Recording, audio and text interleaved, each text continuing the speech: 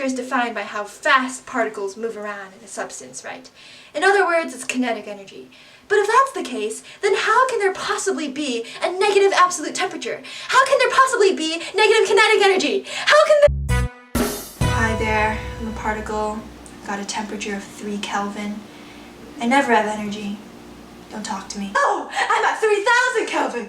I'm like super hot! Yeah, and we're using Kelvin because it accommodates coldies like me, because 0 Kelvin is the absolute coldest temperature possible.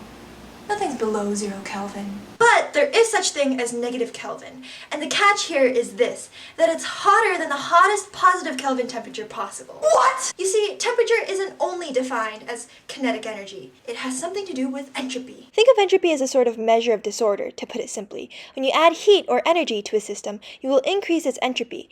Things get more chaotic, but it depends on how much that entropy increases when you add heat. Temperature can also be defined as the inverse in the change of entropy with respect to the change in heat. Things with low temperature tend to have a greater change in entropy when heat is added, while things with hot temperature will experience a smaller change in entropy when the same amount of heat is added. Because entropy tends to increase when energy is added, the value of temperature is generally positive.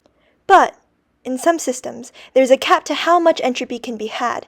So at some point when the heat is too high, adding more heat will not increase entropy. Instead, it's decreased.